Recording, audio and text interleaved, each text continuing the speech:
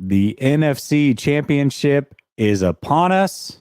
We are less than 72 hours away, which means behind enemy lines is more important than ever. We tried to go double duty tonight. We couldn't make it happen, but I promise you, we've got a great guest tonight. We're going to talk all about the NFC Championship, the mismatches on both sides of the ball. So stay tuned right here. Let's go.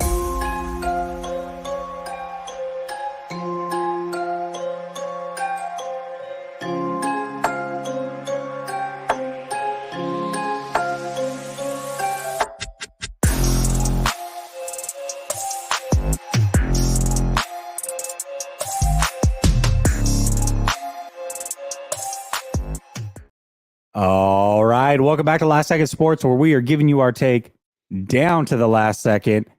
And like I said, it's Behind Enemy Lines NFC Championship edition, and I got my guy from the Philadelphia side. Run it back, Philly. What's up, man? Yeah, man. Thanks for having me on. Man. I don't know if Niners fans are gonna like exactly the things that I'm gonna say, but it's gonna be the truth, man. That's all it's gonna be. It's gonna be the truth, man. Listen, that's all we want. I don't want you to be humble. I want you guys to be as arrogant as you feel like you need to be. I think this is a hell of a matchup, run it back Philly. I mean, for me, as soon as the 49ers beat the Miami Dolphins, I knew this was it. This was the collision course that we were on many weeks ago. It's finally coming to fruition. All the other playoff games were cute, but we know what it is. It is time for a clash of the Titans here for sure. Yeah, I agree with that, man. I think teams have known for at least a couple weeks that if everybody stays healthy and everything works out the way that it should, it should be the 49ers versus the Eagles on the NFC side of things. The Eagles got the first round bye. I was nervous about the Giants game because, the end of the season with Jalen Hurts going down, and then there was like skepticism on whether he's healthy or not. And we played the Giants the wild card round and kind of like sleptwalk through the game, so couldn't really assess it then either. And then they come out and completely manhandle the Giants from start to finish, and I'm like, okay, I guess we are the team that we were when we were 13-1 versus those last couple of weeks. So that's where I'm at with it on the Eagles side. But yeah, man, I think these are the two teams that should have been here for sure. What I like best about it, and we're going to talk about a player that's coming back for the Philadelphia Eagles here in just a minute, but you guys are super healthy right now, and so are the 49ers. I mean, a couple little minor nicks and bangs, but nothing big. No big name players seem to be missing this game, and that's what we want. We want best versus best. There's nothing worse than when the playoffs get going and you got one team that like scratched and clawed their way to a championship game, and then they're super injured. And it's like, all right, we already know how this is going to play out. This is not the case. Both teams are very healthy right now, and I love that. Yeah, man. The Eagles are getting healthy right at the right time. Yeah, both teams are healthy, and this should be a great game to watch, man. I like it because then you don't have you can't lean on that like, well, we were playing without so and so, or so and so is working through this issue or whatever. There's no real excuse for either team. The outcome is the outcome. So I'm excited for it for sure. Absolutely. Let me get to this super chat real quick and we'll get on to our topics. Marcus says, let's go Niners. What are the 2 to 3 best ways to attack this Eagles team for best success? I feel like attacking behind the D line, crossing routes, bring linebackers down, and then BA over the middle. Thoughts, and thanks for doing this. Well, Marcus, I appreciate you for tuning in and contributing. I agree to a certain extent. I mean, to me, I look at those Eagles linebackers, and there's not a lot of weaknesses on this team. But if there was one, I would say that's probably the weakest point, which is great for the 49ers because they have guys like CMC and Kittle that I think can take advantage of that. And I would say the other thing that I want to do is I want to get them in space and try to make them tackle a little bit. If I can get Debo on those screens towards the edges and make those cornerbacks tackle in one-on-one situations, let's see if they can do it. So to me, I agree with a lot of what you're saying. I think that's pretty much where we want to be. It's not going to be easy, though. The Eagles, like I said, I mean, I've been talking all week. In fact, my own chat's like, man, are you like an Eagles fan? What's going on here? Like, you're just praising these guys. But I really do. I just think they're a good team, man. And I don't think there's anything wrong with being honest. still being Mhm. confident, but just trying to let your fan base know, hey, this is what we've got to face. This is not going to be an easy game. So that's where I've been at all week with it. Yeah, and I agree with Marcus mostly on the crossing routes part, man. The middle of the field with Jonathan Gannon's zone schemes have at times gotten completely exposed. Ever since the first game that he coached here, it was against the New England Patriots in a preseason game, which shouldn't matter, but they lost 32-0. And I never forgot what he said after that game. He said, "We didn't want to give up the big play."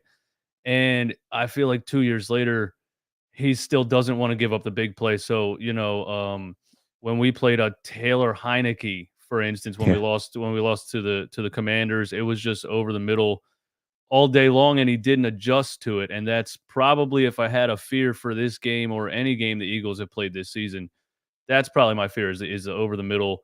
And, the linebackers, they've been good tackling linebackers. They're good, blitz scheme linebackers. Are they good coverage linebackers? They get tested from time to time. So I agree with them. That's probably what I would go with as the Eagles' biggest weakness defensively. Yeah, 100%. Well, speaking of the defense, you guys are getting a big name back potentially in Avante Maddox. I know he went through walkthrough yesterday. I didn't check the report today, but it seems like he's trending on playing, and I believe he's missed the last 4 weeks or so. He is your starting nickel corner. What do you think the impact of him playing this week is? Yeah, the impact of him playing is huge because of a guy named Reed Blankenship. Mm, Reed Blankenship got a lot of playing time when Maddox went down, and especially when Gardner Johnson went down. Also, we were really like running out of safeties, almost running out of nickel corner safeties. That kind of hybrid player. Blankenship was a guy that was undrafted and came along in the preseason and won a job on the practice squad. And he's an aggressive guy. He'll come up and make a hit, and that's why Philly fans loved him. But once we saw him really get NFL reps, we started to really realize that he's over aggressive. His angles are bad. He gets beat deep. He takes bad angles on crossing patterns, and yeah. So Maddox brings experience in big games, and just a more patient guy back there that's really going to make probably a smarter decision. I think Blankenship is just a headhunter, and it really he got beat a couple times in a couple of those games, and it was like, man, I don't know if this is gonna, if we're stuck with this guy, we might be in trouble on that side of the field or deep or some of our other schemes. So we get Johnson back and Maddox back would be huge for us. Yeah, just experience straight up over the undrafted rookie that was replacing him for the most part. yeah, and I think it gives you guys a lot of versatility as well. The looking at it, Gardner Johnson's great in the nickel. We saw him with the Saints. He's a good blitzer, all those things, but he's naturally a safety. So if you can get him back to his natural position, let Avante Maddox, who by the way is also a good blitzer, allow him to play that nickel spot, and maybe Gardner Johnson can be a little bit of a roamer in the middle of the field and try to pick off those crossing routes and help out those linebackers. That's how I see that playing out. So I just think Avante Maddox is a really good player. Nickel corners don't get a lot of love in this league. And so you Right. usually don't know who they are and what their impact is to these games until you're playing against these teams. But Avante Maddox is a guy that I've respected for a few years now, and I really like his game. And the fact that he's coming back, that's a big deal in my opinion. Yeah, and it might have been one of the reasons that we struggled with a lot of those, middle of the field kind of wide open zones and things like that because, maybe the missing Maddox made that look worse than it should have looked. So, maybe my fear of that is answered with him coming Yeah. back. Hopefully it is. Yeah, absolutely. That Niner guy says, unless you work for the national media, this is going to be an old fashioned slugfest. Teams that wins the turnover battle wins. So the team that wins turnover battle wins. Yeah, I mean, anytime you get the best teams in the NFC going up against each other, I would say the turnover battle is going to be very, very important. Hmm. Toby says, I would just like to say good luck to the Eagles guy. May the best team win. That is very nice of you. I'm surprised you guys aren't being a little more intense here, but that's probably a good thing.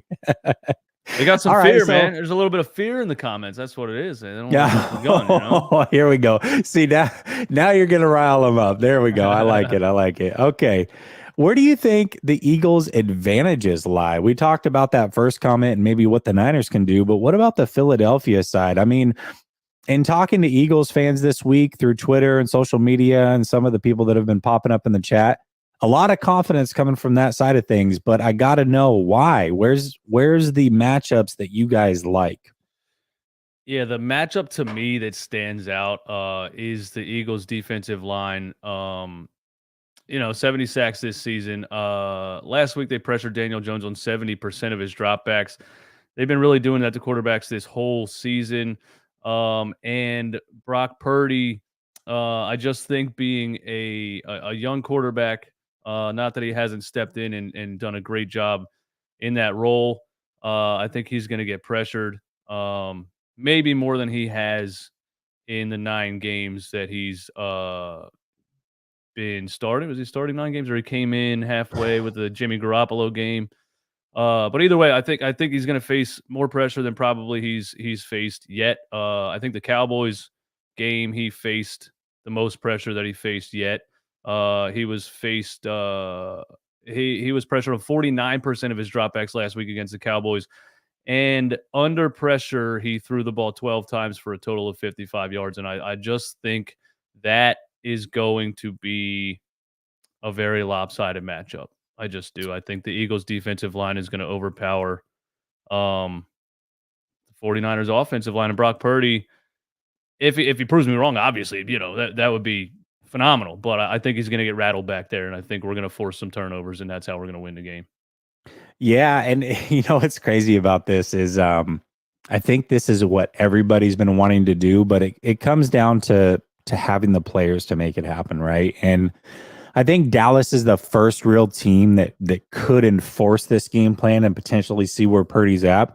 One thing that impressed me about Brock Purdy is he's I don't think he's mentally going to get rattled. Like, I think he's ready for this moment. And a lot of people think that, oh, he's a rookie, he's not going to be ready. I think he's mentally there. However, just being honest, he has certainly put some balls out there that could have been picked in most of these games. And he's gotten lucky in a lot of these situations. Now, we're playing against the number one secondary in the NFL. So you would think if he makes those same mistakes, they're going to get their hands on a couple.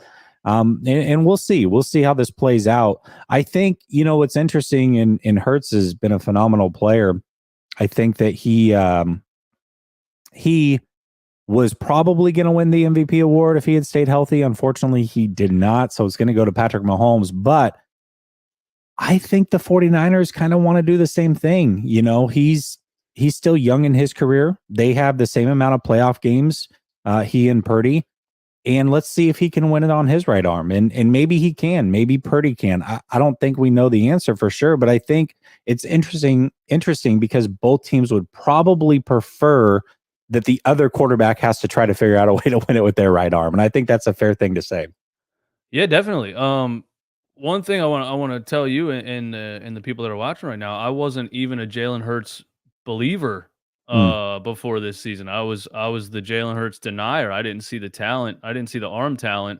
And I just thought when teams force him to throw from the pocket, he's going to struggle, and that's what happened against the Tampa Bay Buccaneers last year. And I predicted it pretty much on the money. Um, and then he came out in one off season and just completely did a 180. It's like Yeah, he did. completely. I've never seen it before. I've never seen a quarterback struggle with so many mechanical issues and timing issues and all these things and fix it in one off season. And I was waiting this season to see like a couple games where he reverts back to that. And I haven't seen it. It's really blowing my mind. He's been absolutely like damn near perfect the whole season. His decision making.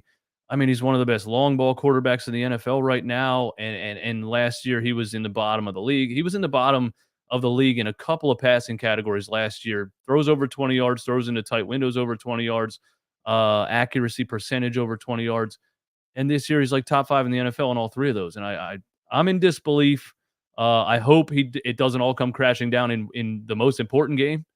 But yeah, that's how I feel about Jalen Hurts, and he's He's blown me away so far. If I just gauged it on what I've seen this season, it doesn't seem like he's going to get rattled to me. It seems like he's just a. I always knew he was very smart. I didn't think he had the physical tools. Mm. It seems like now he has the physical tools and he's very smart and uh, I would expect him to make the right decision after he did it the whole season. I'd say AJ Brown certainly helps. I'd say that AJ helps a Brown little bit too. helps. AJ Brown Yeah. helps. That's a very, AJ Brown helps, man. Like when in a struggle situation, AJ Brown slant. Like it's just odd. It's like calling it on Madden. Just AJ Brown slant, 3 yards, boom, we're Yeah, done. yeah. It's so hard to stop. And a lot of games they start out with that game plan and then the defense adjusts to it and then they just start hitting Devontae Smith on the other side. So I mean, this roster, this Eagles roster is Stacked. ridiculous. It is Stacked. ridiculous. This is the best wide receiver duo in the history of the Philadelphia Eagles franchise. I can't I can't find a weakness. I want for you guys. I would love to find. I would love to tell you a weakness. I think this team is Super Bowl bound. It just looks like this is the strongest. This is easily the strongest Eagles team I've seen in my life. Yeah, it's a very good team, and it's funny, Philly, because I was talking about this a couple days ago, and the 49ers have been in this situation now for a couple times. This is their third year in the Shanahan era since 2019 that they've been in the NFC Championship. But I'm trying to go through the teams that they had to play in the NFC Championship to get there, and it's no question. I mean, this Philly team is the best team they've had to play. Certainly, I mean, the 2019 Green Bay Packers, they steamrolled.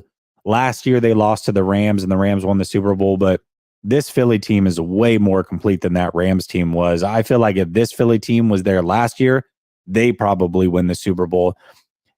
But this is the best 49er team, too. You know, they add CMC. Jimmy Garoppolo's no longer the quarterback. Charvarius Ward finally gives them a number one corner. And so it's like, man, this is the year where the 49ers go and get these upgrades, but now they got to run into a buzzsaw on the road. So, is it enough? We'll see. But that's, both these teams are just really, really good right now. Yeah, and I want to say also, I think both of these teams, for either of these teams to be here, with half of the Eagles fan base not thinking Jalen Hurts could do what he did in one off season, for them to even be here with a young coach, a young quarterback, a lot of things that happened in one off season, that's a win. If we lose this game, this season is a total win for the Philadelphia Eagles. And I think with the 49ers, with all they've gone through, with Trey Lance is the starter and he goes down and Garoppolo comes out and unfortunately, Garoppolo is just the Kristaps Porzingis of the NFL. He's just good for I don't know what is it. I mean, I guess you could give an assessment. What is it about the guy? He just plays 5 games and he's hurt again. But yeah, both teams went through a lot, and for either of them to be here is a win, I think. Yeah, definitely agree with that. Austin says McCaffrey is so important along with the other running backs. They'll control the clock. Yeah, that's the guess. I got to say, I think on the surface, you look at Philly's run defense and you look at the numbers, you're like, oh, they're going to be able to run the ball all over Philly. I think there's some context there. I do. One, they didn't get Linval Joseph and Sue until later in the year. When they got them, Davis was out for a period. Just now, over the last, I'd say 2-3 weeks, they're finally getting that core interior of that D line fully healthy and playing together. So that depth is certainly improved. I would say the other thing is they actually do a really good job against 21 personnel, specifically when it's an outside zone play. That is their strength. Overall, against 21 personnel, I think it's less to be desired if you're going to do some power schemes. But when teams run outside zone, which the 49ers like to do out of 21 personnel, they do a great job there. And then also, if you stack boxes and you know that you're playing a pure running team, I think it can help you out. Dallas on paper was a better run defense, but they also were willing to just bring everybody up near the line of scrimmage and go all out against stopping the run. And at least for a half, it worked for them. So we'll see how it plays out. I don't want 49er fans to think that, oh, they're just going to be able to run the ball all over the place because the stats say so. Things can change. Schemes can change. There's a lot that can go into this.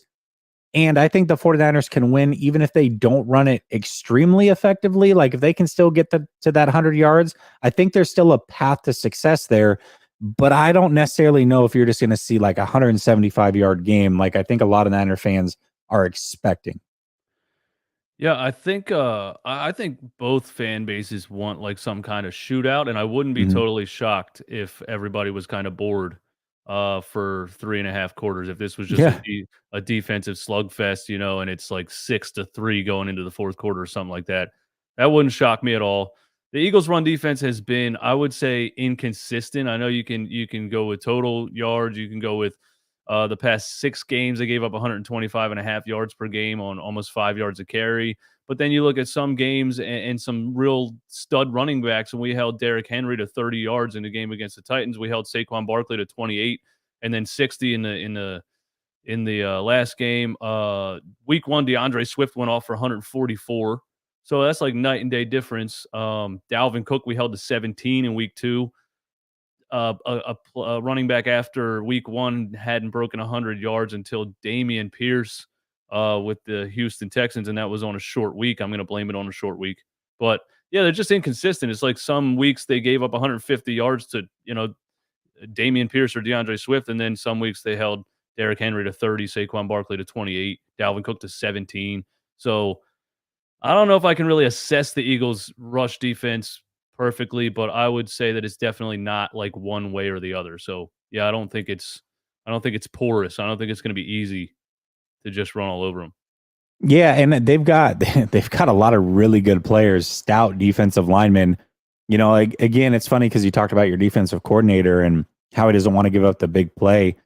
I, I got to put a lot of that on him. I mean, when you have a team that's this stacked, a defense that's this stacked, and you have lapses where you do allow 170 plus yards rushing, or a Swift to go crazy, or a Pierce to go crazy, I'm like, that's got to be scheme. And maybe he comes with a bad game plan and the 49ers are able to do it. But if he schemes well, he's got the players to be effective here. Yeah, yeah. If he schemes well, yeah. I think that's where maybe Jim Schwartz got the short end of the stick, where he was Mm. out there with practice squad linebackers like Nathan Gary and Alex Singleton and guys like that. Jonathan Gannon has all the weapons a defensive coordinator would want, and yeah, he definitely still has games where it's kind of like, what the heck is going on here?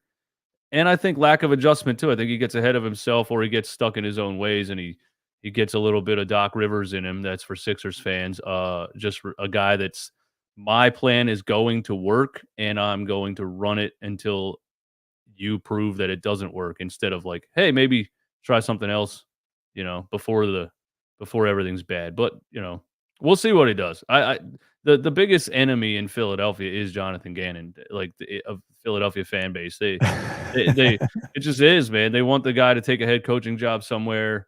He's just not very liked in this city. And I don't know if that's fair or not. I can't really call it, man. Like, could another defensive coordinator do a better job with this stacked defense? Maybe.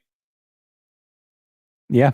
Yeah. I mean, yeah, maybe. Maybe. I mean, if D'Amico Ryans was over there, I would be pretty confident in him. So we'll Yeah. see. And you're right. I mean, I think Schwartz is a good defensive coordinator. He definitely didn't have some of the horses that they've got now. So we'll see. I think that's going to be an interesting matchup for sure. Kyle Shanahan going up against him. Randall Riley says, "What's the Eagles' plan on stopping CMC, Debo, Mitchell, McLeod, Jennings, Kittle? Are you basically saying we've got a lot of weapons? What are you going to do about that?" Yeah. That's yes, that's daunting for sure. They're going to have a good game plan, no doubt about it. Yeah. Their main plan is just flat out, it's going to have to be, get to the guy that has to make all of that happen. Get to Yep. the guy that has to throw the football. If you get to the guy that has to throw the football and make him, for the first time this season, probably look like a rookie, then you can eliminate a lot of those things. I still fear Debo Samuel. Like I said, over the middle, I think the Eagles have struggled over the middle with slot guys, and Debo is just so versatile. You can put him anywhere. He can sneak up on you. Is he a running back? Is he a wide receiver? Where is he? So that's a guy that probably scares me the most out of all those names on that list. Probably is Debo Samuel. Christian McCaffrey, I think he's a great running back. I just think he's inconsistent. Uh, and I can't predict the future. I mean, Christian McCaffrey could be DeAndre Swift for 144 yards, or he could be Dalvin Cook for 17. So, Right. Right. but I think Debo is the guy that I fear the most out of those. Okay. Fair enough. Fair enough. I'll go first on this one while you're thinking about it. But the question is where do the 49ers have an advantage? I'm gonna reverse it though from the Eagles side. And I'll say where I think the Eagles have an advantage and where things get interesting for me is the deep ball with Hurts because he does throw a very good deep ball, one of the best deep ball throwers in the league. It's something that we 49er fans talked about heading into the playoffs was like, they still are susceptible to the deep ball and it hasn't bit them, but it's still been there. DK was able to get one on us last week. You saw CeeDee Lamb get one on us. Gallup was running wide open and Dak just couldn't make it happen. So those shots are still there. And if you give AJ Brown and Hurts those opportunities, chances are they're going to cash in. So for me, the deep ball, the big play, because it worries me ultimately because the 49ers can be having a great defense. Like you said, it could be a 9-6 game or a 6-6 game. It's tight, end of the third quarter type situation. And then boom, they bust one for 60. And it's like, okay, this game that's been tight and held tight to the vest this whole time just got broken wide open. Now what do? We lost momentum. Crowd's going crazy. Fourth quarter, rookie quarterback. It can snowball on you. So that's where I would say, as a 49er fan, that the Eagles probably have a bit of an advantage. But let's flip that for you, running back Philly. Where do you think the 49ers might have an advantage? Uh I don't I don't. I straight up do not think the 49ers have an advantage. I just don't. The more I look at these stat numbers, I just don't see it. I don't see an offensive line advantage. I don't see a defensive line advantage. I don't see a run game advantage. I don't see I don't see a wide receiver. If I compare all of them, the skill positions I would put, close together. They're all listed there on the screen, but I can't say one. I'm sorry, I can't. I can't. They don't have an advantage in the quarterback position. They don't have an advantage in. This is the most complete Eagles team I've ever seen. They win in all the categories. All They right, just all right. do. They win, Let they me win in let every me let me category. throw something out. Let me Go throw ahead. something where I think the 49ers do have a bit of an advantage. Yeah, help me out. I'm So struggling so with that. to be fair, if you just came in, he probably doesn't want to repeat himself because he did talk about the linebackers and that being possibly an issue. So he has given the 49ers some love. This is not, he's not throwing all the shade in the world with the 49ers, but I'll say this. The 49ers motion more than anybody. Philadelphia's defensive efficiencies drop pretty significantly when they face teams that motion. So I think pre-snap motion can certainly be something that can cause some disadvantages here for the Philadelphia Eagles. Now, I mean, again, Brock Purdy's going to have to make those plays, but I don't see him being overwhelmed with the situation. That's one thing that he does do well is he's very mentally put together. So we'll see. But I think the pre-snap motion for me is where I think the 49ers can take advantage and kind of mix up, cross the wires, so to speak, of the Philadelphia Eagles, because that secondary is very good. But if you can start moving things around, getting them to shift, get those linebackers to move over to take advantage of a Debo one-on-one situation, a CMC, a Kittle, that type of stuff, I think that's where the 49ers really can make things tick on offense. Yeah, and like somebody said earlier, the deep middle of the field. Like I said earlier, the middle of the field. A lot of times this year, it's our one weakness. So, yeah, I'll agree with you. Probably the pre-snap adjustments on the defensive side. You know, and that goes right to the guy that I fear the most, Debo Samuel. Where are they going to put him? Where's he at this play? Where's he at the next play? So I'll agree with that. Yeah. I'll agree with that. The Eagles have struggled. They've struggled over the middle, and they've struggled with pre-snap motion. And Debo Samuel's that guy, so I'll agree with that. I'll also say, it's an intangible thing. And it's not going to show up on a stat sheet. And I mean, there's no real way to quantify this, but it goes into this question here. And Gizmo Maltese says, do athletes at this level still get nervous enough to hurt performance? They've played big games under pressure to be the stars all their lives. And, I think I don't think nervousness is a bad thing, and it probably doesn't kill performance necessarily all the time. But the 49ers have been here. They were just here last year. And it's not like they have just a lot of players that have been in this situation. They have players that have been in this situation together. So they know, like, hey, once we get in the foxhole, we've got guys that have been here and we've done it together. So we have that cohesiveness. Now, that doesn't mean you're going to win a game by any means. But I think when you talk about nerves and how to settle down, especially early in big time games, that's where you see a lot of mistakes being made or teams just not scoring 3 and outs, that type of situation, because both teams are nervous. I would think if a team settled in first, I would expect it to be the team that's been here before. Again, that doesn't necessarily mean that they're going to win, but I think that might be an advantage for them as well. That's not going to show up necessarily on a stat sheet. Yeah, I don't think athletes at this level should get nervous enough to hurt performance. If I had to just name one off the top of my head that does get nervous enough to hurt performance, it's Dak Prescott. Uh, it's unbelievable. The biggest games, the guy just turns into a peewee football quarterback. It's unbelievable. It really is. I wanted a Dallas Cowboys Eagles NFC Championship game just because we hate the Cowboys, and that would have been total chaos in South Philly. But I try to root for the Cowboys one time, and Dak Prescott just forgets how to play football, man. It's unbelievable. That's what happens So when you that's root one for of your them. rivals, That's man. one of them. But no, in from what I've seen from Brock Purdy, he doesn't seem like he's rattled by being a rookie quarterback, or he's nervous about the big moment, or anything like that. I just think it's gonna be physical pressure on the quarterback that's gonna hopefully for us hurt performance as far as Brock Purdy goes. I don't think it's nervousness, but Daniel Jones, people were saying, he's been good this year. He's this, he's that, and it's like, to me, man, a lot of NFL quarterbacks can get the job done when they can stand back there and have time to do what they want to do.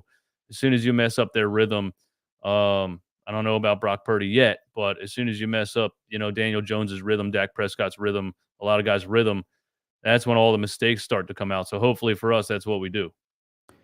Yeah, absolutely. And I think that's fair for most quarterbacks. I mean, we even saw Patrick Mahomes not crumble under pressure, but when you get enough pressure, I mean, if you don't have time to throw, you don't have time to throw. And Mhm. it can happen to any quarterback at any time. And certainly it could happen to Brock Purdy. And Daniel Jones is a good example because a lot of people were touting him, but you look at his season and he had I think two games where he had 300 plus passing yards and they were both against a porous Vikings defense. Like, okay, well, Mhm. that's a little bit of fool's gold here. Like, let's pump the brakes a little bit. Yeah, I mean, Giants fans just, they've been bad for a long, long time. They wanted one time to talk good about their own football team. So they got a couple weeks in there. They got a couple weeks before reality hit them. Yeah, for sure. Tommy Huxley says the Beagles running backs put zero fear in anyone. I would say I would say they have pretty good running backs, but it's the running backs paired with Hurts in that read option. That's what makes it scary. One thing I have noticed though is that when teams have been able to shut down the running backs, he's not necessarily he'll run a lot, but he's not the most effective runner when he's like the guy that they can hone in on. Mhm. But even in those games, that's where he's gone off passing. So it's like, okay, what do you do ultimately to control Hurts? Many have tried, many have failed.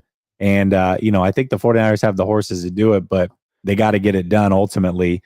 Niners Yeah. Boss Talk says, one last burn to Cowboys Nation. I couldn't imagine having to watch the Seattle Dallas NFC Championship, the Oh, two most hated rivals, and have a chance for a championship. Yeah, that would have been the worst. I'm glad that did not happen for us.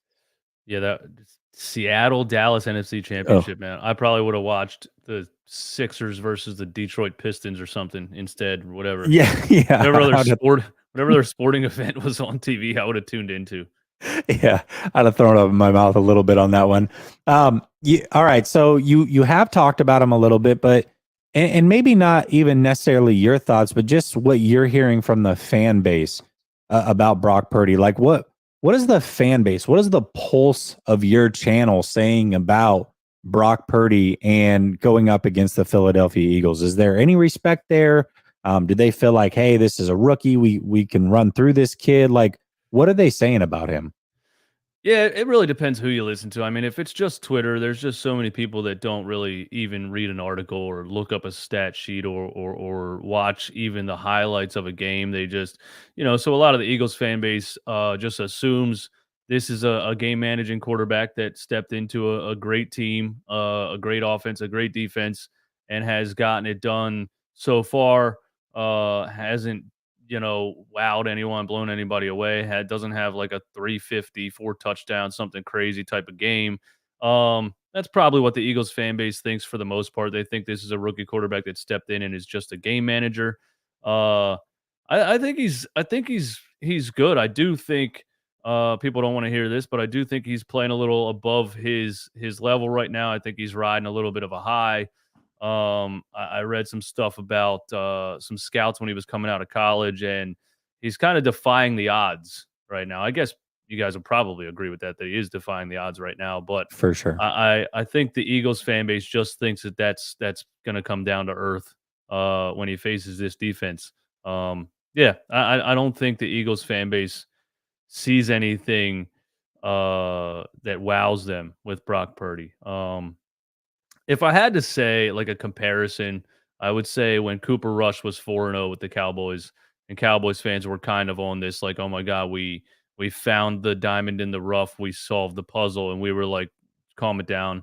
You're gonna see what happens when you play a real defense." So, that's what the Eagles fans probably think of Brock Purdy, and that's kinda what I think. I give more a little more research and insight to things than most Eagles fans, but that's kind of what I think also. I think the Eagles are going to bring him down to earth. All right, fair enough. Uh, Fish and Chips has a great question here. What do you think about Jalen Hurts' shoulder? Just because they had talked about, if it was a playoff game, obviously he would have been able to play earlier, but they wanted to sit him. They weren't able to do so in the final game because they had to go get the win for the number one seed. Do we feel like it has any effect on his deep ball or how he's going to play, or how's his health overall seem? I thought it might, but it didn't look like it did last week. First of all, I want to say that Jalen Hurts got injured because of the Eagles coaching staff, and Mm, I mean, and it really pissed me off. I've not been like 100% behind this coaching staff since they started here. They're just Nick Sirianni is just a little bit crazy to me. I know all the other fan bases, all they really see is him like standing up, cheering with the crowd, wearing dumb T-shirts and stuff, and they think he's like a hype man and he's annoying. But really, like on the field play calling type of stuff, man. Sometimes he just calls the game totally backwards. And against the Chicago Bears in a freezing cold game, mm, they Hurts had 17 rush attempts, and it wasn't just scrambling, it was designed quarterback runs in a 20-degree game when the ground feels like concrete. And I put out a quick video that said the Eagles coaching staff is going to get Hurts injured, and like legitimately that game he got injured. They were just running him straight into the ground. It made no sense to me. It still makes no sense to me. So when we talk about Hurts injury, I get mad at Nick Sirianni every single time because it just doesn't make sense. And then they come out against the Giants at the end of the season and they don't do anything. They're like, "Oh, we got to make sure he stays healthy." Well, why weren't you making sure he stayed healthy in right. like? So I feared it, but last week his arm looked fine. So I think he was sore. I think they thought they could get by with Gardner Minshew for a couple games. It turned out they they couldn't do that. He ended up being really really bad against who was it? It wasn't the Cowboys. He was decent against the Cowboys, but they lost that game. Um, Saints. the Saints, yeah, yeah, yeah. And then they realized they needed Hurts to come back. I think he was probably sore, but I also think too maybe the Eagles coaching staff and just organization was trying to hide it a little bit, trying to keep teams guessing. He's not. We don't know if he's going to play this week yet. They didn't announce it until like 2 days before. So I think it was probably just them trying to keep teams on their toes because last week he looked totally fine to me. Yeah, and I was actually reading something about that going into the last game because I was curious too. Like I said, I mean, I want I want both teams to be healthy. Like I don't want any excuses. And it sounded like Hurts could always throw. That was never the issue. The throwing wasn't a problem at all. They said even after the injury, he could still throw the ball. And that's, if you remember, he actually stayed in the game, if I remember correctly. He Mhm. finished the rest of the game. And then it was after they were like, oh, he's got the shoulder thing. But they said that was more for run, worried about when he gets tackled and Yeah. landing on it, it could further the issue. But the throwing, it was never hindered. So, as far as it affecting the deep ball, I don't think that it was ever an issue, fish and chips. I think throwing wise, he was good. They just didn't want him to land on the shoulder and further injure it. So, Yeah, and I think when it comes to a running quarterback, I don't think it really in the long run it benefits anybody to be a running. Don't be a running quarterback. Don't do that. yeah, Scramble yeah. out of the pocket, get your if you run to the right and you got some space, you can get your yards and jump out of bounds. But this whole like design QB run up the middle stuff, I just don't see it benefiting anybody. I mean, Trey Lance with the 49ers, it's a nice idea, but this is the NFL. You got a 300-pound offensive lineman landed on top of you. Your collarbone's done or your shoulder's done or whatever. I don't think it's worth it in the long run. So I'd rather just Hurts, stay in the pocket, run when you have to. If I see a design quarterback run this week, I'm going to freak out. Oh, and it's coming. You know it's gonna happen. You know it's gonna. And I agree Sirianni, with you. man. Oh, It's what's really funny. Run it back. So the Trey Lance thing, I mean, I was hot. I was so mad. I'm like, why are they running this guy at the clip that they were running him? Averaging 12 carries a game. It was astronomical numbers. And you want to know what the response was from the fan base back to me when that happened was like, every time that Hurts has like a 15, 16 carry game, they're like, "Oh, it doesn't seem to matter when Hurts is doing it." And it's like, well, here's a Philly fan telling you he doesn't like it either. So there you go. Like nobody likes to see their quarterbacks just running up the A gap, taking huge shots and missing games. It's not fun for any fan base. because they have a killer instinct. So when they're in the moment and it's them versus a 250-pound linebacker at the goal line, they're gonna put their head down and try to go through them, and that's just gonna get you hurt. That's just all it's gonna do. Yeah. And Yeah. sadly, one of the most hated guys on Philly sports, like Dan Sileo. I don't know if he's technically in Philly sports, but he was saying it for a long time. He was like, Jalen Hurts won't be the greatest Eagles quarterback ever because he will get injured. And they hated him for saying that because who, wants to prey on injuries or anything like that. But he was saying it because they run him into the ground. And it literally like 2 weeks later, it happened. So, Ugh. Dan Sileo was right. Unbelievable. Greatness says you could have said the same thing about Hurts. I think he's talking about your comment about Purdy. He low-key kind of did. He said that he didn't believe in Hurts going into the season. Yeah. He didn't believe in him going into the playoff game last year, which proved out to be true, but he worked his butt off and was able to come back and kind of prove him wrong. So, maybe Brock Purdy can prove him wrong too, right? So Yeah. that's where we're at with it. I didn't believe it at Uh, all, and any Eagles fan that tells you they did believe it, they were probably lying. I mean, we as a collective, we hated the draft pick when we wanted them to give Carson Wentz a CD Lamb or a number one wide receiver at the time. Nobody liked the draft pick, and now that Hurts is what he is, all the Eagles fans are going to act like I knew from the beginning. I was trying to tell all of you the whole time. Like people always do that.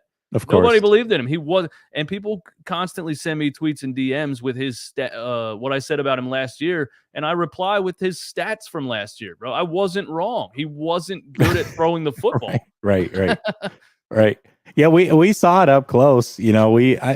But even then, he did hit us with the one deep ball to Devontae Smith up the right sideline, which Eagles fans love sharing that clip. And I'm Bro, like, I think that was the only one all of last season. that was He it. had he had Yeah, another one to Jalen Rager on the left side against I want to say I don't remember who, but he had like I was searching for him last year. Like there was like two of them the whole season. So yeah, but he's a lot yeah. better now. I don't know what he did in the offseason. It's some kind of magic.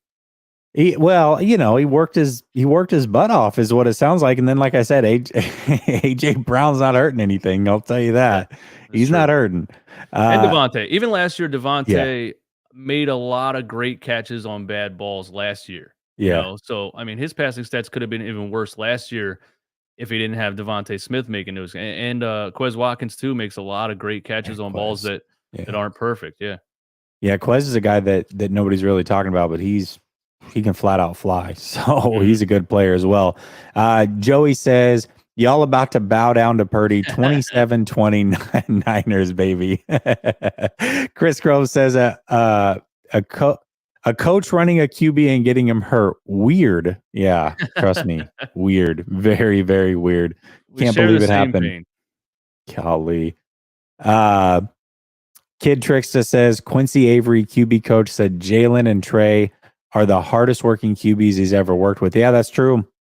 He is the quarterback coach for both of them, and he has nothing but good things to say about both those kids. And that's one thing that I like about Trey, and it's one thing that you said you like about Hurts is it certainly isn't. They're not going to not be successful because they're not smart. They're both Right. very intelligent, hardworking quarterbacks. It's just a matter of kind of putting it all together. So that definitely backs things up. Rob says, I want to see Hurts throw in tight windows. I think, like I said, both defenses and both fan bases probably want to see that from both quarterbacks. I think that's where we want to be. Randall says CMC 1,801 all-purpose yards. That's inconsistency, and you're worried about Debo. Okay. Yeah. Well, I mean, Randall, you're listing total yards and then using the word inconsistency. Like that, you can have a great game and a bad game, and have a good total yards and be inconsistent. That's literally what inconsistent means. So I don't, what They- what happened last week? He had 10 carries for what? yeah. 30, 40? Yeah, no, I mean, it definitely wasn't his best game for sure. I will say this. Much like Jalen Hurts, y'all are 15-1 with Hurts, which is a phenomenal record. We're 12-1 with CMC, and that one was the week where he showed up on Friday after being traded, and they had to play the Kansas City Chiefs. So technically, once he's been integrated, they're 12-0, which is a phenomenal record. But we saw, the offense can struggle if he's not at his A game. So the 49ers are going to need that from him for sure. Yeah, maybe. I mean, I'm not really trying to slander Christian McCaffrey. He's amazing. I think, maybe it's the offensive line that's been consistent. Maybe it's the whole running game together. I don't know. Yeah, absolutely. Uh, all right, who's a player that we should know that maybe most fan bases wouldn't know? Listen, the Eagles are stacked. There's a lot of great players up and down that roster, but just a player that's made an impact this season that isn't getting a lot of national headlines or probably not being talked about heading into this week that you think might have an impact on this game for Philly. Yeah, it's both of the Eagles running backs outside of Miles Sanders. It's Boston Scott and it's Kenneth Gainwell. Boston Scott, the Giant killer. I don't know what it is about the Giants, but Boston Scott he scores a touchdown against the Giants. I think now 3 straight years he scores a touchdown every single time they play the Giants. Yeah, it's not just Miles Sanders being top 5 in the NFL in total rushing yards this season. It's Kenneth Gainwell, who I predicted before this season was going to have more rushing yards than Miles Sanders, just because I think Miles Sanders struggled to stay healthy for a couple of Mhm. years. And Gainwell's just a guy he's not fancy. He's not going to dance around. He's not going to bullshit. He's just going to get the ball, go straight into the hole. And I love that about him. And a lot of times when Miles is running to the outside or dancing and the defense starts to, widen out or pressure the edges, you get a quick Kenny Gainwell up the middle. So I would say watch out for Kenneth Gainwell. I like it. And I like both those running backs. Boston Scott, man, he's a Madden Hall of Famer for me, man. He's broken some big runs when I've had him on my Madden team. So Boston Scott, that's how I know him, man. He's quick. He's definitely quick. He's a good player too. Gizmo Maltese says the Bucks shut down Hurts in the playoffs last year for 3 quarters. The Eagles are a little bit better, but the 49ers are better than the Bucks were. Are the Eagles that much better? What do you think? You think the Eagles are that much better? Bucks shut down Hurts in the playoffs last year for 3 quarters. Eagles a little bit better, but 49ers are better than the Bucks were. Oh, are the Eagles that much better than the Eagles were last season? Yeah. Yeah, they are, just simply because Jalen Hurts is night and day difference. I can't take anything that happened last season and use it as an assessment for right now because of what he's looked like this entire season. It's all out the window to me. And the Bucks shut him down. And I predicted that was going to happen. I knew exactly what they were going to do. They were gonna stay in their lanes. They were going to force them to stay in the pocket and throw the ball. And honestly, last year we dominated. I was so money on the Eagles last year. We dominated the NFL last year. Not dominated the NFL, but dominated a lot of teams that we played by the ground game with Hurts and the running backs. And I was saying this is not helping anybody in the long run. It's not helping Hurts passing development. It's not really helping anybody. It's helping Nick Sirianni get some wins under his belt. It's helping Eagles fans. We won this many games against these teams or whatever. But I knew when a good playoff defense was going to force him to throw from the pocket, we were screwed. And that's Yeah. exactly what happened. And that's partially because they didn't develop his passing game throughout the season. They just ran. And I knew exactly what was going to happen.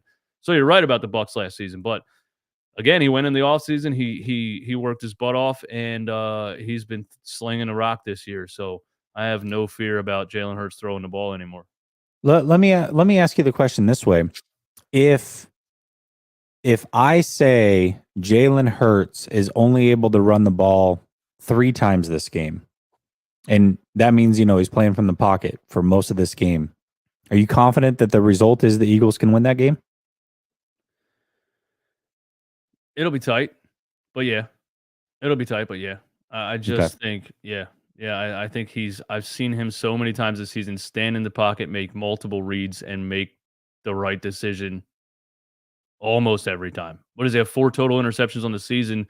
2 of them are batted balls over the middle by like a wide receiver that just reached back and flipped it up in the air. Really, only 2 of them were like terrible decisions, and I've just seen him make the right decision time and time and time again this entire season. I don't see it changing. I don't. I think he can stand in the pocket and read the field and get it done. Okay. Yeah, and I think that's the answer I'm looking for, right? Like it's great he's improved, but has he improved to the point to where he can, he can win without running? And I think that's the ultimate answer. Slant Bone using the Grant Cone emoji there says Eagles win and Trey starts next year, baby. I don't Are you an Eagles fan? Or are you a Trey fan? Like I'm confused with this one. But yeah, thanks for the super chat, man. That's interesting Is that a is play that a on Grant's well, name. is that a joke to Grant? Is that because I think I just saw a Grant video where or I clicked on one of his lives where he was talking about what happens next year if Brock Purdy wins this game, right? Mm. What do you think? What's your take on that? What happens next year if Brock Purdy wins this game and Trey Lance is healthy?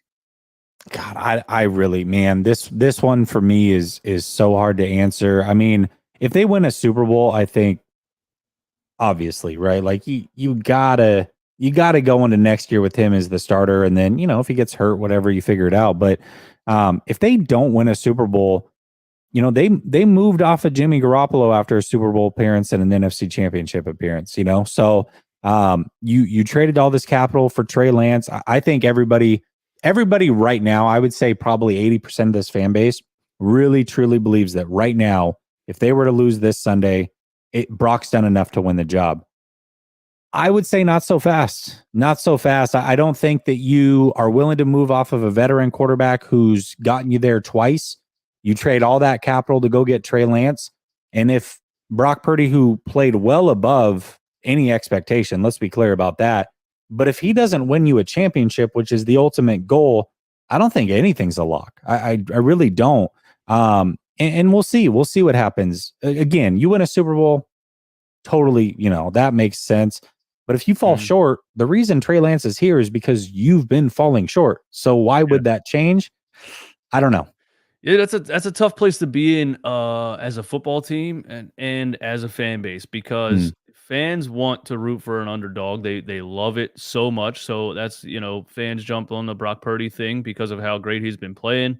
And then yeah, if next year Trey Lance starts and he struggles, there's going to be signs in the stands. There's going to be Brock Purdy entire sections of the stadium. Kind of the same way it was for the Nick Foles thing in Philly. Like the Nick Foles yeah. thing would never end. I don't want to say Brock Purdy and Nick Foles were similar. I think Brock has won a lot of these regular season games, whereas Nick Foles like literally was good for 1.5 games. He turned into Joe Montana somehow, some way Oh yeah. in like the most important games of his career or of the Eagles. road to the Super Bowl. But he's not. Nick Foles is not good. And I was, but there for like 2 straight years after that, there was this section of the fan base that was like Foles Society, Nick Foles, and it would never end. So, good luck with that. If if he gets you to the Super Bowl and then Trey Lance starts next year, just good luck with the whole discourse of 3 different sections of the fan base constantly fighting every day. Well, and if I remember correctly, I'm gonna look it up real quick while I've got it. But I thought Foles put together. He did. Okay, so the year they won the Super Bowl in what was this? 2017, and then 18 17. 18 He came Wentz back. started and got hurt again, and he came Okay. in again, and they lost to the Saints in the, I want to say, first round of the playoffs. Okay. So let's not forget that he had built some credibility with that fan base as well, because in 2013 he went 8-2, had 27 touchdown passes to 2 interceptions. Yep. Right. Yep. This is his second year in the league. So of course people bought into that. He leaves, kind of goes the journeyman route, comes back. Then he goes crazy in the playoffs and wins a Super Bowl. I could see why the fan base, like, listen, I mean, in this uniform, Buddy wins us a Super Bowl, plays like an all-time great quarterback for a half a season for us, or 10 games. He went 8-2, 27 touchdown passes to 2 interceptions. This is our quarterback. I remember watching that season, and I was actually at the last game of the season against the Chicago Bears, and he threw 7 touchdowns. And him and Peyton Manning, I think at the time, were the only quarterbacks in history with 7 touchdowns or 6 touchdowns in a first half. Something crazy. I do remember that. Yeah. Yeah, it was only his second year in the league, and he looked like, oh my God, we have the future. But, he was like a flash in the pan kind of guy. Didn't last very long. Yeah. Well, I mean, I'll say this. The irony in this situation is that if the 49ers, either way, if the 49ers get in this QB conundrum this offseason, interesting that it's happened now to 2 NDSU quarterbacks, and Wentz with Philly and then Trey Lance with the 49ers. So I don't know what's going on there, but something to do with those NDSU quarterbacks, man. They get in these crazy situations when it comes to the NFL. Carson Wentz is another one fans didn't want to let go of. The average fan just doesn't like to be objective. They just love to have their favorite guy, and they refuse to believe he's not that guy. And I thought Doug Peterson was terrible in 2020 with the play calling, but once I saw Carson Wentz and really saw how bad he was playing, I was like, all right, it's time for some Jalen Hurts action, because I've seen enough of this. Yeah, absolutely. The Goose says over or under Mike McGlinchey getting flipped horizontally. Yeah, that was brutal. That was very, very, very brutal. I don't think I saw that. He got pancaked. Oh man, it was worse than that. He got like rock bottomed by Parsons. Like picked him up with one arm and threw him down to the ground. It was it was bad, especially for a right tackle to get handled that way. But the crazy thing is he actually played a really good game. It was just one highlight reel play, and everybody's like, this guy's terrible. So Niner Boss Talk says, we have a rookie QB, sure. But I want to ask, do you think that the 49ers' experience as a team in this spot gives them any edge? Question for you. I don't think I really believe in that, to be honest with you. That happens in a lot of sports. Sportscasters and broadcasters kind of always bring up, well, this team has been here before. They know what it's like to play in these big. I just think players go out. It's a football field. They've been playing football since they were able to walk or whatever. It's the same game. Nothing's different about it. I just don't think. On TV, it's different. There's Rihanna at the halftime show or whatever. But I mean, I just, no, I don't think so. I think the better team wins. That's fair. Joey says, I think the Eagles are sleeping way too hard on the Niners, and that will play into a loss for y'all. Good luck. I'll say Eagles fans probably are. I don't think the Eagles are. I think the Eagles are taking the 49ers very seriously. Yeah. And if they weren't, I think that'd be a major mistake. This isn't going to be like, when we lost to the Commanders and like I said, I forget his name already, but yeah. Heineke. Oh, no. It was their third string quarterback, their rookie. Yeah, I got it wasn't even Heineke. Yeah, it was their third third string rookie quarterback. I forget his name already too. Niner Boss Talk says Brock has been playing well for 2 months. It's his job. Okay. If you say so, it's his job. Slam Bone back at it again says not his job. If it's his, if Kyle says it is next year. Right. And that's the thing is, everybody's speculating. There was a report that came out and said, oh, he's already won it and whatever. I'm like, I don't think Kyle Shanahan, A, cares about that. And B, certainly hasn't made that decision in January of this year. He's worrying about trying to win a Super Bowl at this point. Like, I don't think he's made that decision, but, maybe. All right. Keys to victory. Keys to victory for the Eagles here. Keys to victory for the Eagles is their defensive line keeps playing the way that they've been playing the whole season. Hassan Reddick, Javon Hargrave, Josh Sweat, Fletcher Cox, Brandon Graham. They mix it up. They have blitzing schemes. They have their key to victory is just be creative and get to the quarterback. Brock Purdy's looked experienced so far. Like I said, I think he's played above what people thought he could play, the level that he could play at. But I don't think, outside of Trent Williams, I don't think the Niners offensive line has what it takes to stop the force from this defensive line. This is, I think, probably better than the 2017 defensive line that I consider the best in Eagles franchise history. I think it's going to be a rude awakening for young Brock Purdy facing this defensive line. All right, I can appreciate it. I'd say the keys to victory for the 49ers is play keep away a little bit. They got to control the clock, and a part of that is not only running the ball, but winning on third down. I think third down is going to be very, very key to this game for both sides. I think if the Eagles can continually convert on third downs, that's going to cause problems for the 49ers, and vice versa. So, we can talk about turnover battle. Of course, that's always important. But I think the third down percentage is going to be key for both of these teams and trying to control the clock. So I'm looking for third down and how that goes for the 49ers. I think that's going to be huge in this game for the San Francisco 49ers. Yeah, I agree with that. Man. I agree with that.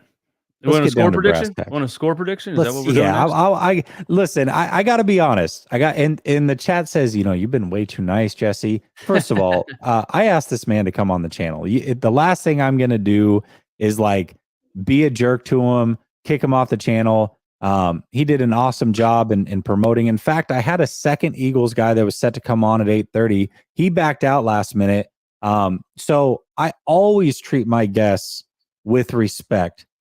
However, I will say this, based off of hearing Run It Philly talk, I do feel like he thinks they got no shot in losing this game as long as they played their game. I think he feels like the Eagles are the better team, and they're going to show that on Sunday. So I got to know, what's the score prediction? Yeah, look, I wanted this to be a fun, exciting, close game. I really did, and I spent a little time today just going over some deep stats, and the more and more I look at it, the Eagles just have an advantage in every category, and I don't even think it's going to be close. I just don't. I think it's going to be 30-12. Eagles. And then your fans will, and then the 49ers fans will be right back to Trey Lance, man. Oh, the Brock Purdy thing was fun. It was fun. He's a rookie. Well, he only beat us because we had a rookie quarterback. I love it. I love it. Niners boss says, I think Kittle needs 8 to 10 targets. That I actually agree with. I think, again, the 49ers need to take advantage of the middle of the field, and they need to take advantage of those linebackers. And the way you do it is through CMC. You do it with the crossing routes, the mesh routes with Debo, and certainly George Kittle is a huge, huge part of that. So my score prediction, listen, I think these are the two best teams in the NFC by far. Like I said, I think they've been on a collision course since the 49ers beat Miami. This is the matchup that I wanted to see, and not just as a 49er fan, but let me remove myself from rooting for the 49ers for a second and say this is a matchup that I would just love to watch as an outsider. Now, I'm in it as a fan, so the nerves are going to be going crazy for sure. But I really, truly believe that this is one of those instant classics that we're going to see for many years to come. And the last thing that I want, Niners fans, is to turn on NFL Network in the offseason, 7, 10 years down the line, and have to watch this game knowing that the 49ers lost. Fortunately, I don't think that's going to be the case. I think the 49ers get it done. I do think it's a close game. I think going on the road, Brock Purdy, this is an intense environment, but I think it's one that he can pull through. And I think the surrounding cast can do that. I think this is going to be physical on both sides. I hope whoever wins comes out of this healthy. But ultimately, I think the 49ers get it done. I'm going 27-24 49ers. I respect that. I mean, I wouldn't expect you to say you expect the Eagles to win the game. I didn't even think about the fact that this is in Philly. Oh my god. Oh my, a rookie quarterback in Philly in an NFC championship game, man. And by the way, my strategy for this stream was to not open the chat at all. I haven't, because it would just distract me, because I know probably a lot of people in there don't want to hear anything that I have to say as far as, like, for sure. you know, It's smart. No, it's smart. It's smart. yeah, It's very smart. I feel it. he in Philly. Oh, he's cooked, man. It's all coming down to reality for Brock Purdy on Sunday, man. I'm sorry. Well, let me say this real quick, because you said that you wouldn't expect that I would pick against the 49ers, and I will tell you in this chat will tell you I'll pick against the 49ers, and I've done so. And I've pissed these guys off. They get mad. They're like, "Why don't you just put on the other team's jersey while you're at it? You're supposed to be a faithful." Yeah. I will definitely pick against the 49ers. And I was close, man. I really was. It took me a couple days to really just look at the all 22, dissect this every which way that I could. And I was early in the week. If you would ask me for my prediction Monday or Sunday right after the games, I probably would have given it to Philly. I really would have. But the more that I uncover, the more that I peel the onion back, I still obviously have the ultimate respect for them. And I've been putting out a bunch of Twitter posts and even on this channel talking very, very highly of them, because I think they're a complete team and a good team. But I really do think the Niners are going to win it. I think there's some matchups that they can take advantage of. And ultimately, I think they get it done. Really, I hope they get it done for Kyle Shanahan's sake, because I don't think he can lose in this situation again. I think that would be a disaster. So, he's got to make it happen this time around. He really does. Yeah, fans, they want to believe. So you're supposed to be that guy that even, and I'm not saying that the Niners or don't stand a shot at all. But you're supposed to be that guy that even if they didn't stand a shot, you're telling everyone, we can do this. It happened to me last year with the Eagles. And I said they're gonna get smoked by the Bucs. There's no way we're winning this game. And on the other side, Tom Brady's just gonna pick us apart over the middle all the game long, and that's exactly what he did. That was obvious to me. I couldn't sit there and lie to them and say the Eagles have a chance at winning this game. With the way that Jalen Hurts looked that whole season throwing the ball, I knew exactly what was going to happen. So yeah, man, it's analyzing sports and being honest. That's what it is. You're just honest. That's what got you into the position you're in, analyzing a sport. You really want to look at it and say, what do I honestly think? Not what do I hope happens. You know what I mean? So I respect it, man. I think that's the most important thing. Let me knock out these super chats and we'll get out of here. Probably a good idea. I'd keep the chat close for the finale here. I think those guys are at your neck now after that prediction. Niners boss says beat Chicago by 5, but gonna beat the Niners by 18. Okay. Glory says 31-17 Niners. I love it. Niner boss talk comes back and says no respect in my Rodney Dangerfield voice. I like it. I saw another 27-24 Niners. I agree. Chris Groves says, seriously, come on, man. 30-12. You haven't faced a defense like ours all season. Be real with yourself. 27-24-9. Hey, we've got a few of us now with the 27-24. I like it. I'm feeling good about it. You guys are riding with me here.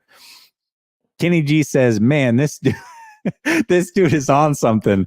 30-12. Really, we all know that won't happen, but we all have to find out the hard way sometimes. Bang, bang, Niner gang, babe. I'm coming right back to the end of this stream when it happens, and I'm clipping it out and I'm posting it. Hey, here's the deal. You're not going to have to. I'll send you the stream. I always do with all my guests. You can distribute it and use it however you want. But I will say this, Niner fans, before we get out of here, I highly, highly recommend.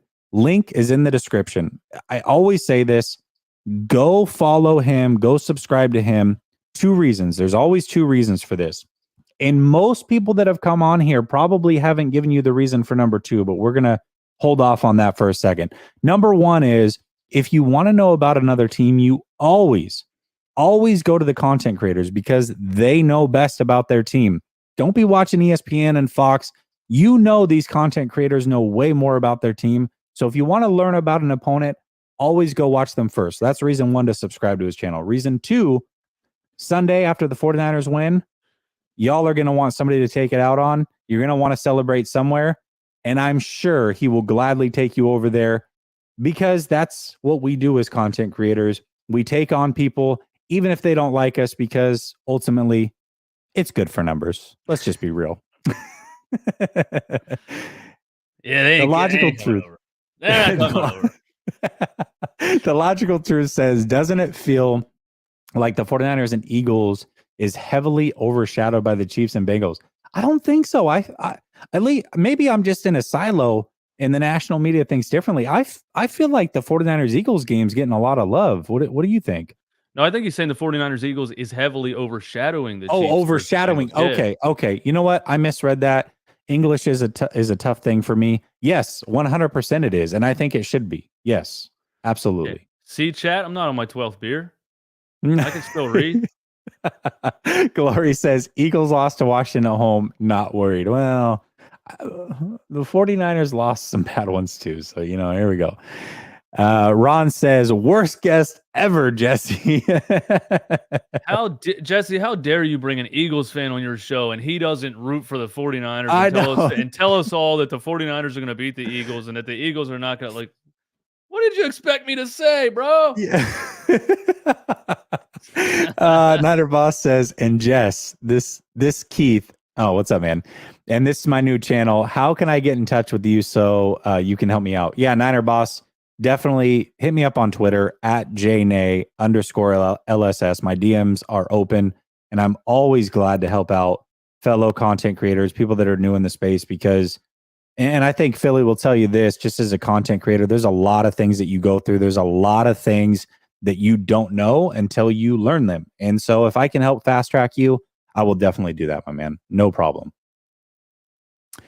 All right, y'all. Listen, games on Sunday. We just went 1 hour and 15 strong. Like I said, go subscribe to his channel so you can talk some ish on Sunday when the 49ers win. And until the post game, let's go Niners. Peace. Yeah, man. Thanks for having me.